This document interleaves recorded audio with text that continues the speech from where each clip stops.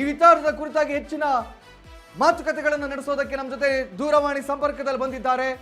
ಈ ಹಿಂದೆ ಕಾವೇರಿ ಯಾವಾಗಲ್ಲ ಕಾವೇರಿ ವಿಚಾರವಾಗಿ ನಮಗೆ ದ್ರೋಹವಾಯಿತೋ ಆಗೆಲ್ಲವೂ ಕೂಡ ಒಂದು ಗಟ್ಟಿ ಧ್ವನಿಯನ್ನ ಕೂಗಿದಂತಹ ಕರ್ನಾಟಕದ ಪರವಾಗಿ ನಿಂತಹ ವಾಟಾಳ್ ನಾಗರಾಜ್ ಸರ್ ನನ್ನ ಜೊತೆ ದೂರವಾಣಿ ಸಂಪರ್ಕದಲ್ಲಿದ್ದಾರೆ. ವಾಟಾಳ್ ನಾಗರಾಜ್ ಸರ್, ಕೇಳಿಸ್ತಾ ಇದೆಯಾ?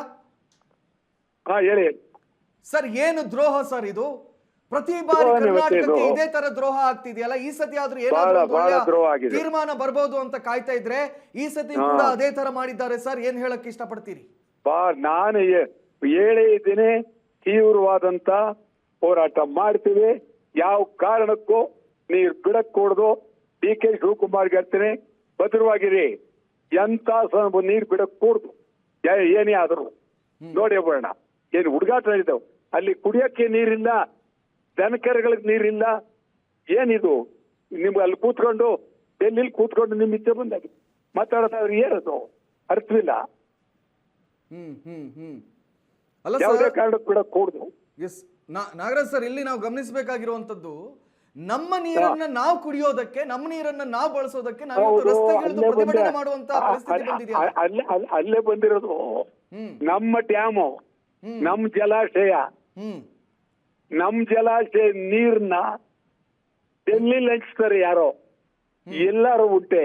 ಇದಕ್ಕೆ ಏನಾರು ಬೆಲೆ ಬೇಡವೆ? ಇದಕ್ಕೆ ಏನು ಹುಡುಗಾಟ ಆಡ್ತಾ ಇದ್ದಾರೆ? ಆವತ್ತೇ ಇವರು ಸಮಿತಿಯನ್ನು ಒಪ್ಪಾರ್ದಾಗಿತ್ತು. CWC ಒಪ್ಪಾರ್ದಾಗಿತ್ತು ಅವತ್ತೇ. ಹೌದು, ಒಪ್ಪದ್ದೇ ಅಪರಾಧ. ನಾವು ಆವತ್ತು ಹೇಳ್ದೋ ಒಪ್ಪೇಡಿ ಅಂತ ಹೇಳ್ದೋ, ಒಪ್ಪುದೇ ಅಪರಾಧ. ಇವಾಗ ಇಲ್ಲ ಬಿಡಕ್ಕಾಗದಲ್ಲೇ ಬಿಡಿ, ಅದೇನೇ ಆದ್ರೂ ಬಿಡಕ್ಕಾಗಲ್ಲ.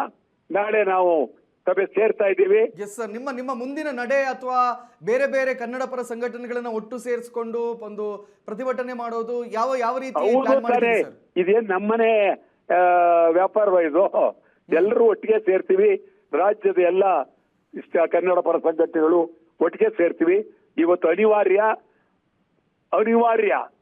ಬೀದಿಗೆ ಬಂದು ಹೋರಾಟ ಮಾಡಬೇಕಾದ್ದು ಅನಿವಾರ್ಯ. ಕೇವಲ ಹೋರಾಟ ಮಾತ್ರನ ಅಥವಾ ಬಂದ್ ಗಿಂದ್ಗೆ ಕರೆ ಕೊಡುವಂತ ಪ್ರಯತ್ನ ಏನಾದ್ರು ಮಾಡ್ತಾ ಇದ್ದೀರಾ? ಅದು ನಾಳೆ ತೀರ್ಮಾನ ತಗೋತೀವಿ ಏನು ಅಂತ. ಅಲ್ಲಿ ಜನರ ಅವರ ಅಭಿಪ್ರಾಯಗಳು ನಾಳೆ ತೀರ್ಮಾನ ತಗೋತೀವಿ. Yes yes yes sir, thank you ನಮ್ಮ ಜೊತೆ ದೂರವಾಣಿ ಸಂಪರ್ಕಕ್ಕೆ ಬಂದಕ್ಕಾಗಿ. ಇವಿಷ್ಟು ವಾಟಾಳ್ ನಾಗರಾಜ್ ಅವರ ಮಾತುಗಳು.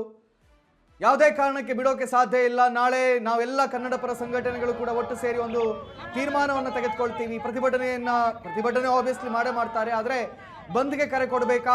ಯಾಕೆಂದ್ರೆ ಬಂದ್ಗೆ ಕರೆ ಕೊಟ್ಟಾಗ ಲಾಸ್ ಆಗೋದು ನಮ್ಮ ಜನತೆಗೆ. ಹಾಗಾಗಿ ಬಂದ್ಗೆ ಕರೆ ಕೊಡಬೇಕಾ ಅಥವಾ ಯಾವ ರೀತಿಯ ತೀರ್ಮಾನಗಳನ್ನು ತೆಗೆದುಕೊಳ್ಬೇಕು ಅಂತ ಹೇಳಿ ನಾವು ನಾಳೆ ನೋಡ್ತೀವಿ ಅಂತ ವಾಟಾಳ್ ನಾಗರಾಜ್ ಅವರು ಸಂಪೂರ್ಣ ನ್ಯೂಸ್ ಜೊತೆ ಮಾತಾಡಿದ್ದಾರೆ.